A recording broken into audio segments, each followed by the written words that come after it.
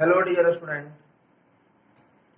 हम लोग पिछले क्लास में पढ़े थे empirical formula and molecular formula, है ना। तो मैंने क्या बताया था कि एम्पिरिकल फार्मूला जो होता है, मतलब अगर किसी कंपाउंड में अगर एटम्स का अगर सिंपलेस्ट रेशियो हो तो उसे हम एम्पिरिकल फार्मूला कहते हैं, और अगर किसी कंपाउंड में अगर एटम्स का एक्चुअल रेशियो हो तो उसे हम मॉलिक्यूलर फार्मूला कहते हैं। याद है आप लोगों को? बताए थे अगर किसी कंपाउंड में अगर एटम्स का सिंपलेस्ट रेशियो हो उसे हम एम्पिरिकल फार्मूला कहते हैं, और अगर एक्चुअल रेशियो हो उसे हम मॉलिक्यूलर फार्मूला कहते हैं। एग्जांपल भी दिए थे कि जैसे ग्लूकोज है C6H12O6, यहाँ पे कार्बन का 6, 12 और 6 रेशियो है। तो ये जो 6, 12, 6 रेशियो है, ये हमारा कैसा रेशियो है? इसे हम लोग एक्चुअल रेशियो बोले थे। क्या बोले थे? एक्चुअल रेशियो, है ना। जब 1:2:1 ले रहे थे तो हमारा क्या था? Simplest ratio. जब सिंपलेस्ट रेशियो था तो इसको हम लोग क्या बोले थे? Empirical formula. और जब एक्चुअल रेशियो था इसे हम लोग क्या बोले थे? Molecular formula. ठीक है, चलिए आगे हम लोग देखते हैं।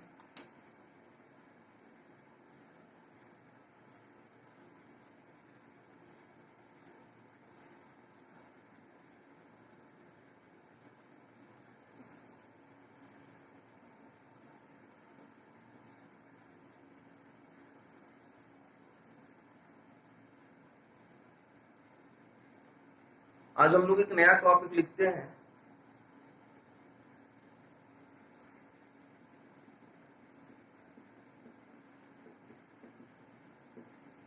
Relation between mass, volume and density. क्या होता है मास, वॉल्यूम एंड डेंसिटी, है ना। आप लोग बचपन में भी सुने होंगे, है ना, लेकिन आज हम लोग थोड़ा सा इसका एप्लीकेशन देखते हैं डिटेल में कि इसका एप्लीकेशन को हम लोग कैसे करें, है ना। तो बोलता है relation between mass, volume and density, है ना। बताओ, आप लोग डेंसिटी के बारे में तो सुने होंगे। अगर हम डेंसिटी को डिफाइन करें, हम लोग डेंसिटी को डिफाइन कैसे करते हैं? लिखते हैं मास per unit volume, mass per unit volume called density. Mass per unit volume is called density. कहता है कि यूनिट वॉल्यूम का जो मास होगा, क्या कह रहा है? यूनिट वॉल्यूम का जो मास होगा उसे हम डेंसिटी कहते हैं। क्या बोल रहा है बच्चों? यूनिट वॉल्यूम का जो मास होगा उसे हम डेंसिटी कहते हैं। अब देखो तो यूनिट का मतलब क्या होता है? तो यूनिट का मतलब होता है एक में। यूनिट का मतलब क्या होता है? एक में। मतलब यूनिट वॉल्यूम का जो मास होगा, तो यूनिट वॉल्यूम का जो मास होगा उसे हम डेंसिटी कहते हैं। तो यूनिट वॉल्यूम का मतलब क्या हुआ? उस वॉल्यूम को हम लीटर में ले सकते हैं, मिलीलीटर में ले सकते हैं, सेंटीलीटर में ले सकते हैं, मीटर क्यूब में ले सकते हैं, डेसीमीटर क्यूब में ले सकते हैं। मतलब अगर हम बात करें कि डेंसिटी बराबर क्या हो जाएगा, तो डेंसिटी बराबर हो जाएगा मास अपॉन वॉल्यूम। डेंसिटी बराबर क्या हो जाएगा? Mass upon volume. अब देखो, जब हम वॉल्यूम अगर हम 1 लेंगे तो वॉल्यूम 1 लेंगे तो क्या हो जाएगा? अगर मान लेते हैं वॉल्यूम 1 लीटर ले लिए, तो अगर हम वॉल्यूम अगर हम 1 लीटर लिए हैं तो जो डेंसिटी है वो मास के इक्वल हो जाएगा। बताओ, एंड बोले यूनिट वॉल्यूम का जो मास होगा उसे हम डेंसिटी कहते हैं। तो यूनिट वॉल्यूम का जो मास होगा उसे हम डेंसिटी कहते हैं। मतलब जब यूनिट, जैसे मान लेते 1 लीटर लिए और 1 लीटर का जो मास रहा होगा वही डेंसिटी कहलाएगा। तो मान लेते हैं कि आप 1 लीटर कोई चीज लिए, मान लेते हैं 1 लीटर के लिए मिल्क, तो उस 1 लीटर का कुछ वेट है 950 ग्राम है, जो भी है उसका डेंसिटी क्या हो जाएगा? 950 ग्राम पर लीटर। मतलब यूनिट वॉल्यूम का जो मास होगा उसे हम डेंसिटी कहते हैं। ठीक है, अब देखो तो अगर हम इसका यूनिट की अगर हम बात करें तो इसका यूनिट क्या हो जाएगा? अगर मास को अगर हम केजी में लेते हैं तो केजी और वॉल्यूम को अगर हम मीटर क्यूब में लेते हैं, पर मीटर क्यूब। अगर मास को अगर हम ग्राम में लेते हैं, ग्राम, और वॉल्यूम को अगर लीटर में लेते हैं तो ग्राम पर लीटर। अगर हम मास को ग्राम में ही लेते हैं, लेकिन वॉल्यूम को अगर हम सेंटीमीटर क्यूब में लेते हैं, इसको हम लोग पर सेंटीमीटर क्यूब कहेंगे।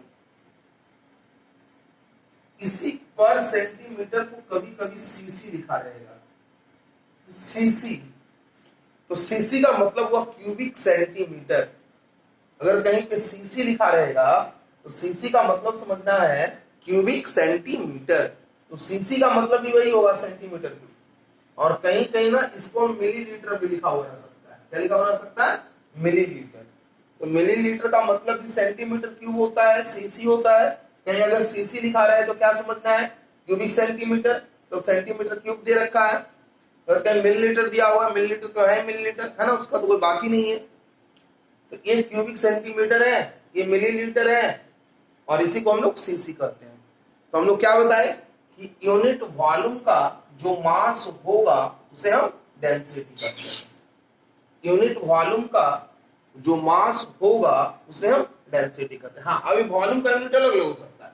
अगर हम मीटर क्यूब लेंगे तो क्या हो जाएगा कि 1 मीटर क्यूब में जो मास होगा केजी में, उसे हम लोग डेंसिटी कहेंगे। अगर हम लीटर में लेते हैं और ग्राम में लेते हैं तो क्या हो जाएगा? 1 लीटर में जो ग्राम होगा, 1 लीटर में जो ग्राम होगा उसे हम डेंसिटी कहेंगे। अगर हम सेंटीमीटर क्यूब में लेंगे तो क्या हो जाएगा कि 1 सेंटीमीटर क्यूब में, 1 सेंटीमीटर क्यूब में जो वेट होगा वो ग्राम होगा। बात समझ रहे हो ना? तो कुछ भी नहीं है। हाँ, क्वेश्चन इससे बन सकता है खूबसूरत खूबसूरत, लेकिन थ्योरी कुछ भी नहीं है। बस यही याद रखना है कि यूनिट वॉल्यूम का जो मास होता है वो क्या कहलाता है? डेंसिटी कहलाता है। यूनिट वॉल्यूम का जो मास होता है वो क्या कहलाता है? डेंसिटी कहलाता है। ठीक है बच्चों, अब देखो तो इसको लिख दीजिए आप लोग।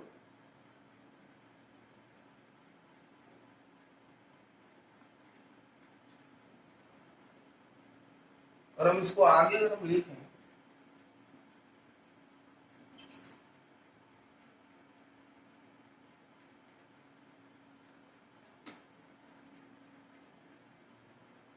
तो देखो तो हम लोग क्या लिखे थे कि डेंसिटी बराबर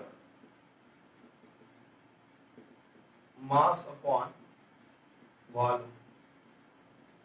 तो आप मास बराबर क्या लिख सकते हो? तो आप मास बराबर लिख सकते हो वॉल्यूम इनटू डेंसिटी। मास बराबर क्या लिख सकते हो? वॉल्यूम इनटू डेंसिटी, है ना। अब देखो, अब क्वेश्चन के लेवल पे डिपेंड करता है कि किस प्रकार का क्वेश्चन आपका गिवन है ना। तो अगर मान लेते हैं कि अगर कहीं पे वॉल्यूम डायरेक्ट दिया हुआ है ना, और डेंसिटी भी डायरेक्ट दिया हुआ है, तो अगर कहीं पे वॉल्यूम और डेंसिटी अगर डायरेक्ट दिया हुआ है तब तो मास आप इजीली निकाल लोगे। अगर मान लेते हैं कहीं पे अगर मास चाहिए तो क्या चाहिए आपको? वॉल्यूम चाहिए और डेंसिटी चाहिए। ठीक है, तो अगर कहीं पे वॉल्यूम डायरेक्टली दिया हुआ है तो आप इजीली निकाल लोगे। लेकिन अगर सोचो कि अगर वॉल्यूम डायरेक्टली ना देकर अगर आपको इनडायरेक्टली दिया हुआ है, कहीं पे बोलता है हेमिस्फीयर है, उसका रेडियस दिया हुआ है, तो पहले वहां से आपको वॉल्यूम निकालना होगा। कहीं पे स्फीयर दिया हुआ है, उसका रेडियस दिया हुआ है, तो पहले आपको वहां से वॉल्यूम निकालना होगा। मान लेते हैं कि अगर स्फीयर दिया हुआ है तो स्फीयर दिया हुआ तो उसका रेडियस, उसका अगर स्फीयर का अगर रेडियस दिया हुआ तो उसका पहले वॉल्यूम निकालना होगा। क्या होता है वॉल्यूम? 4/3 पाई r क्यूब। अगर आपको मान लेते हैं कहीं पे अगर स्फीयर दिया हुआ है, क्वेश्चन में देगा, खासकर जो बच्चे आईआईटी तैयारी करते हैं तो इस तरह के क्वेश्चन मिलेंगे आपको कि अगर कहीं पे वॉल्यूम ना देकर स्फीयर का रेडियस दे दिया है, तो अगर स्फीयर का रेडियस दे दिया है तो पहले इस रेडियस से पहले आपको क्या करना होगा? वॉल्यूम निकालना होगा। ठीक है, अब कहीं पे उससे भी ना मन भरा तो आपको क्या दे दिया? सिलेंडर दे दिया। आपको सिलेंडर का दे रखा है रेडियस, उसका वॉल्यूम निकालना होगा। उसका वॉल्यूम क्या होता है? पाई आर स्क्वायर एच, है ना। उसी प्रकार तो अब पहला बात, वॉल्यूम डेंसिटी अगर दिया रहेगा तो हम कर लेंगे, है ना। चलो अब देखो, इसी में अब मान लेते हैं कि अगर आपसे टोटल नंबर ऑफ मॉलिक्यूल्स पूछता, ठीक है, और अगर आपसे टोटल नंबर ऑफ मॉलिक्यूल्स पूछता, लेकिन टोटल नंबर ऑफ मॉलिक्यूल्स के लिए वेट ना दिया जाता, वेट ना देकर वॉल्यूम डेंसिटी ये सब गिवन होते। तो अगर वेट ना देकर अगर वॉल्यूम डेंसिटी गिवन होते तो पहले आपको क्या करना होता, वहां से वेट निकालना होता है ना। जब वेट निकल आता तब फिर टोटल नंबर ऑफ मॉलिक्यूल्स हम लोग निकाल लेते। तो अगर आपको कहीं पे वेट ना देकर अगर वॉल्यूम डेंसिटी अगर गिवन है, तो अगर वेट ना देकर अगर वॉल्यूम डेंसिटी अगर गिवन है तो पहले आपको क्या करना होगा, वहां से आपको मास निकालना होगा। जब हम मास निकाल लेंगे, जब हम मास निकाल लेंगे तो क्या करेंगे, वहां से टोटल नंबर ऑफ मॉलिक्यूल्स निकाल लेंगे। ठीक है, हम लोग देखते हैं कुछ क्वेश्चंस को।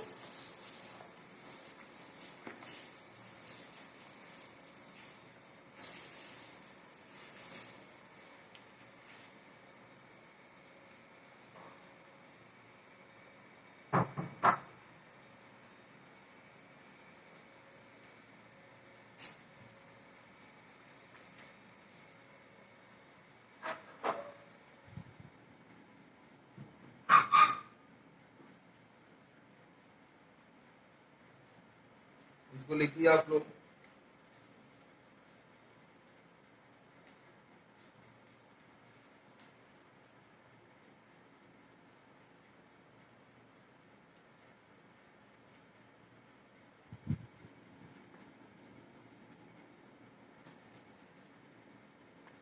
देखिए आपका पैकेज का क्वेश्चन नंबर 5, देखिए इसको।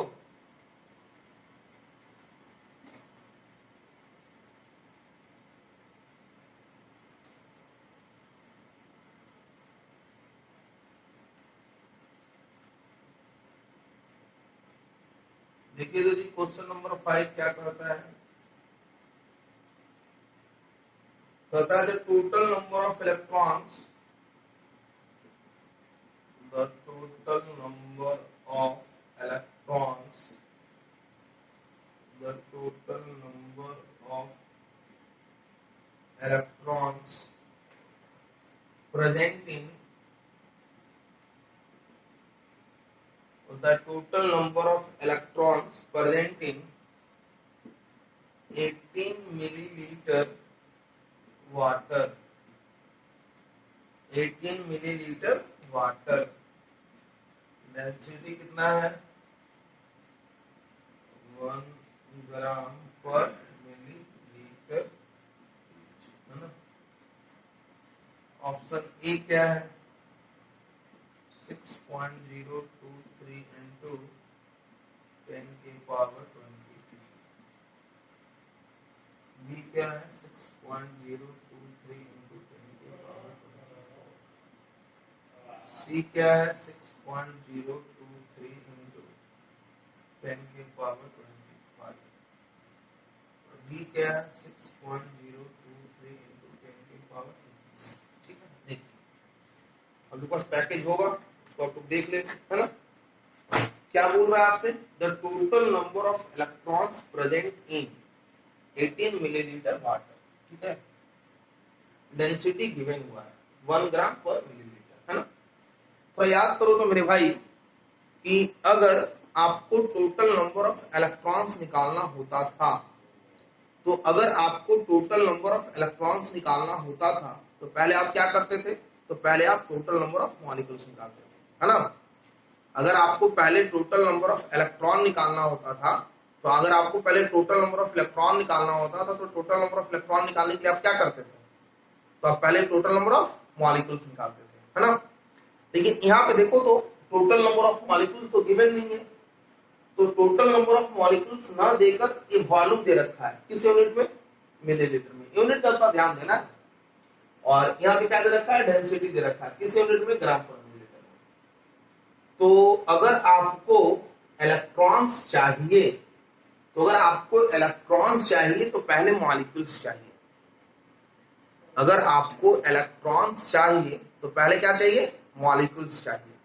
और पहले मॉलिक्यूल्स कैसे हम लोग निकालेंगे, तो मॉलिक्यूल्स बराबर हम लोग पढ़े given weight upon molecular weight into Avogadro number, है ना। टोटल नंबर ऑफ मॉलिक्यूल्स बराबर क्या पढ़े हैं, given weight upon molecular weight into Avogadro number. लेकिन देखो तो भाई यहाँ क्या वेट गिवन है, क्या नहीं गिवन है, वॉल्यूम डेंसिटी गिवन है, तो क्या हम वॉल्यूम डेंसिटी से वेट नहीं निकाल सकते हैं? बिल्कुल निकाल सकते हैं, है ना। तो देखो तो यहाँ जो दे रखा है वॉल्यूम डेंसिटी, हम इसको थोड़ा सा मिटाते हैं, या फिर यहाँ पे हम लिख सकते हैं तो ये वॉल्यूम डेंसिटी कितना है, तो हम लोग पर है मास बराबर वॉल्यूम इनटू डेंसिटी, हम लोग लिख सकते हैं वॉल्यूम इनटू डेंसिटी। तो वॉल्यूम कितना हो गया 18 मिलीलीटर, डेंसिटी कितना हो गया 1 ग्राम पर मिलीलीटर, तो मिलीलीटर से मिलीलीटर गया, क्या बचा वेट 18 ग्राम, है ना। आपको चाहिए क्या मॉलिक्यूल्स, तो यहाँ पे हम लिख सकते हैं कि total number of molecules, total number of molecules बराबर क्या पढ़े थे गिवन वेट, तो given weight 18 upon molecular weight, तो मॉलिक्यूलर वेट भी 18 इंटू एवोगाड्रो।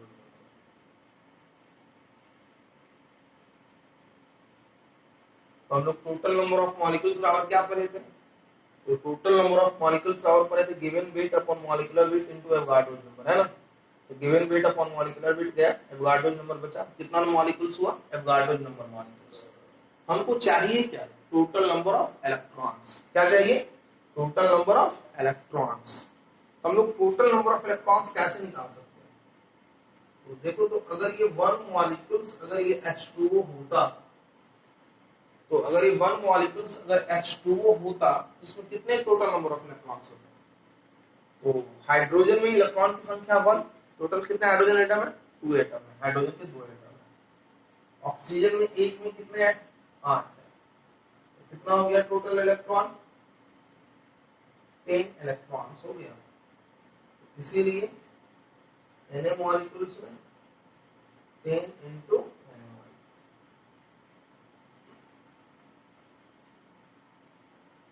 कौन सा ऑप्शन हो जाएगा भाई बी वाला हो जाएगा, है ना। तो मैंने क्या करा कि अगर आपको पहले टोटल नंबर ऑफ इलेक्ट्रॉन चाहिए तो पहले मॉलिक्यूल्स निकालना होगा, लेकिन यहाँ पे मॉलिक्यूल्स नहीं दे रखा है, मॉलिक्यूल्स नहीं दे रखा है, तो पहले हमने क्या करा मॉलिक्यूल्स निकाल लिया।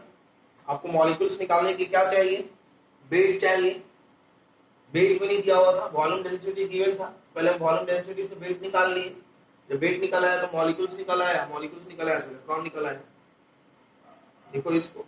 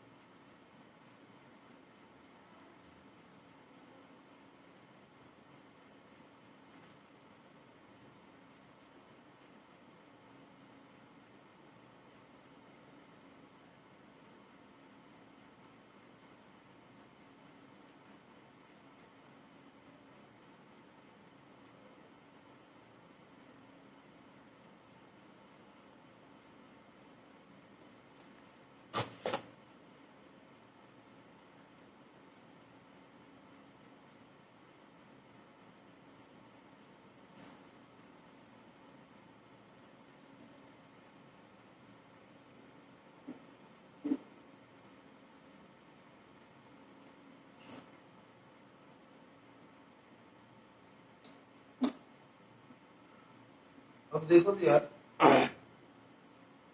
मान लेते हैं अगर कहीं पे ऐसा रहता कि नंबर ऑफ मोल गिवन होता है ना, तो मान लेते हैं कि इथेनॉल है, उसका नंबर ऑफ मोल गिवन है, और कितना मोल गिवन है 0.2 मोल, है ना।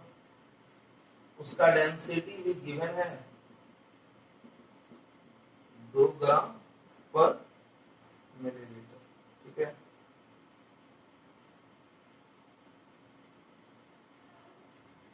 और आपसे बोलता उस एथेनॉल का वॉल्यूम बताओ, ठीक है। एथेनॉल का मोल दिया हुआ है, डेंसिटी दिया हुआ है, और आपसे वॉल्यूम पूछ रहा है, ठीक है। अब देखो तो डेंसिटी गिवन है, मोल गिवन है, और आपसे वॉल्यूम पूछ रहा है, ठीक है। तो डेंसिटी बराबर होता क्या है, तो डेंसिटी बराबर होता है मास अपॉन वॉल्यूम, होता है क्या डेंसिटी बराबर क्या होता है मास बाई वॉल्यूम, है ना। लेकिन यहाँ पे मास ना देकर क्या दे रखा है मोल दिया हुआ है, यहाँ पे मास न देकर मोल दिया हुआ है, तो क्या हमको मोल से वेट निकालने आता है? बिल्कुल निकालने आता है। तो हम लोग नंबर ऑफ मोल बराबर क्या पढ़े हैं? तो नंबर ऑफ मोल बराबर पढ़े हैं given weight upon molecular weight. पढ़े हैं क्या? Given weight upon molecular weight. Number of mole कितना है? 0.2। Given weight x, molecular weight कितना हो जाएगा? 24 प्लस 5 प्लस 17 कितना हो जाएगा? 46। x बराबर कितना हो जाएगा? 9.2 ग्राम, है ना। यहां से क्या आ गया? वेट आ गया। हमको चाहिए क्या?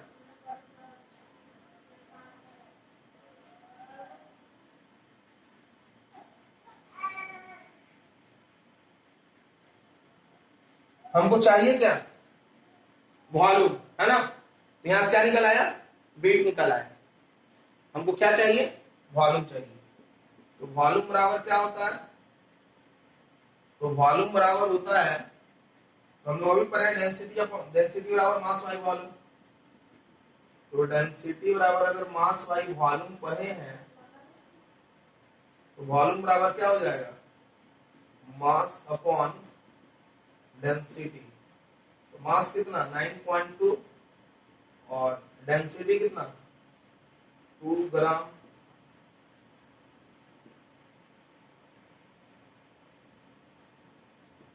पर मिलीलीटर, ग्राम से ग्राम गया, कितना हो गया? 4.6 मिलीलीटर।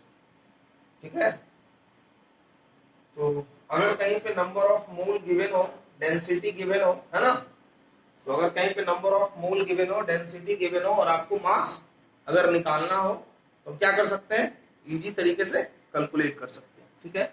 आज हम आपके पैकेज के कुछ क्वेश्चन हम लोग आज देखते हैं, है ना।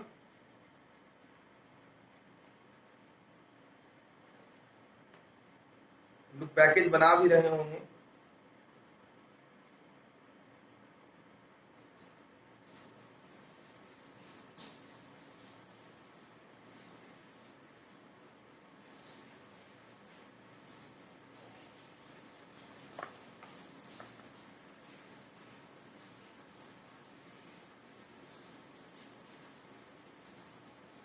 हम लोग क्वेश्चन नंबर 9 देखते हैं।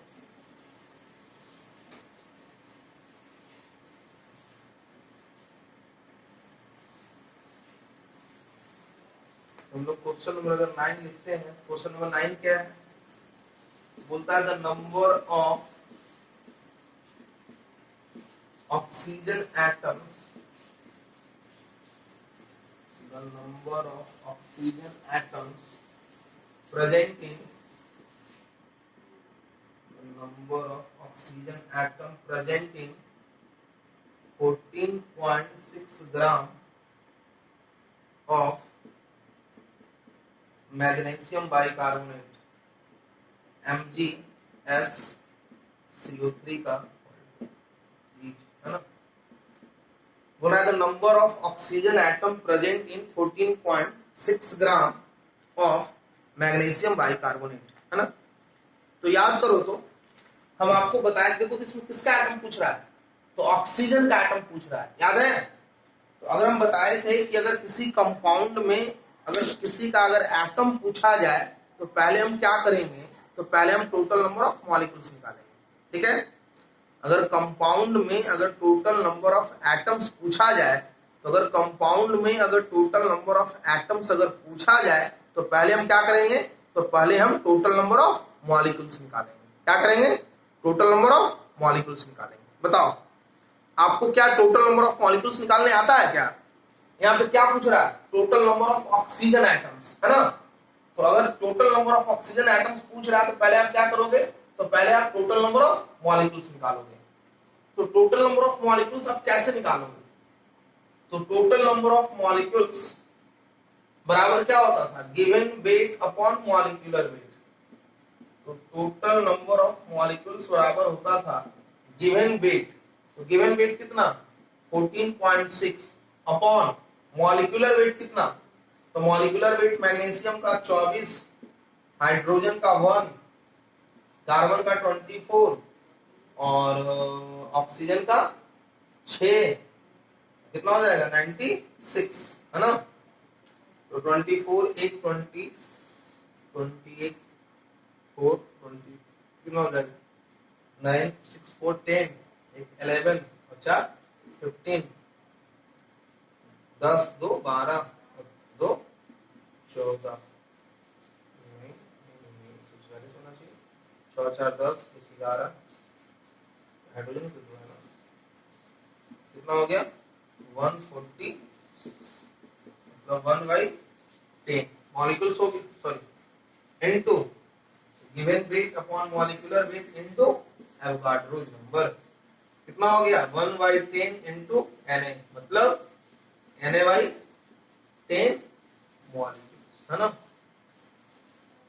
आपसे क्या पूछा जा रहा है total number of oxygen atoms है ना। तो total number of oxygen atom कितना हो जाएगा तो 1 मॉलिक्यूल्स मैग्नीशियम बाइकार्बोनेट में ऑक्सीजन एटम कितने हैं तो 6 ऑक्सीजन एटम्स हैं 6 ऑक्सीजन एटम है इसीलिए Na/10 मॉलिक्यूल्स में कितना हो जाएगा 6 into Na/10 ऑक्सीजन एटम्स है ना 6 into Na/10 ऑक्सीजन एटम होगा। तो अगर आपसे कहीं पे टोटल नंबर ऑफ एटम्स पूछा जा रहा है तो अगर आपसे कहीं पे टोटल नंबर ऑफ एटम्स पूछा जा रहा है तो आप क्या करोगे पहले आप टोटल नंबर ऑफ मॉलिक्यूल्स निकालोगे ठीक है। तो जब आपसे टोटल नंबर ऑफ जब मॉलिक्यूल्स आ जाएगा तो आप क्या करोगे फिर टोटल नंबर ऑफ एटम निकाल लोगे। चलो ठीक है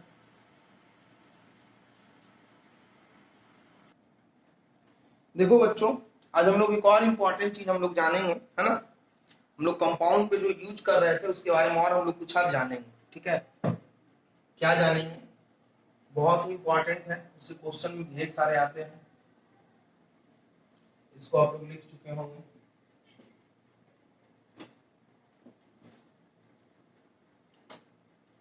देखो हम लोग जो पढ़ रहे थे ना उसको थोड़ा सा हम लोग और डिटेल से पढ़ते हैं। हम लोग मोल कॉन्सेप्ट का कंपाउंड पे कर रहे थे तो हम लोग फिर से लिखते हैं mole concept use for compound.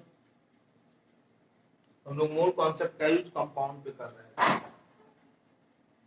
तो हम लोग लिखे थे कि अगर ये 1 मोल H2SO4 है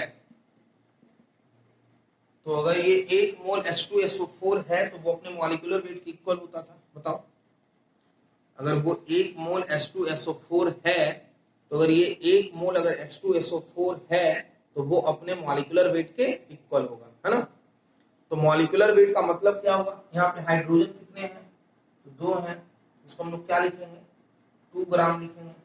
सल्फर कितने हैं 32 1 ग्राम 1 एटम है और ऑक्सीजन कितने हैं तो 4 एटम है कितने हो जाएंगे 64 है ना।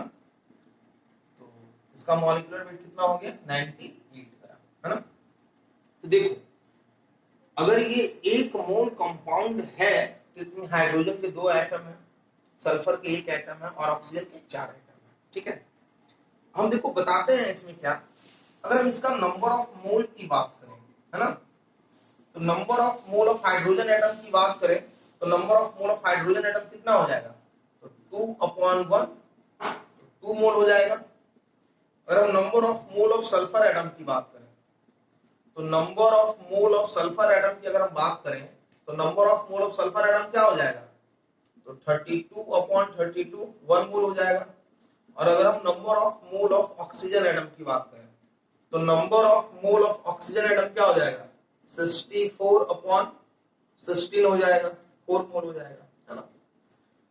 देखो हम यहाँ से ऑब्जर्वेशन हम क्या निकालना चाहते हैं तो हम ऑब्जर्वेशन ये निकालना चाहते हैं कि अगर ये कंपाउंड अगर 1 मोल है तो अगर ये कंपाउंड अगर ये 1 मोल है तो उसमें जो नंबर ऑफ एटम्स हैं इस 1 मोल कंपाउंड में जो नंबर ऑफ एटम्स हैं वो नंबर ऑफ मोल के इक्वल है। समझो बात को अगर ये 1 मोल कंपाउंड है तो उस 1 मोल कंपाउंड में उसके जितने नंबर ऑफ एटम्स हैं वो नंबर ऑफ मोल के इक्वल है। तो अगर ये 1 मोल कंपाउंड है तो 1 मोल कंपाउंड में हाइड्रोजन के 2 एटम, तो हाइड्रोजन के 2 मोल। 1 मोल कंपाउंड है, अगर सल्फर के 1 एटम तो सल्फर के 1 मोल। अगर 1 मोल कंपाउंड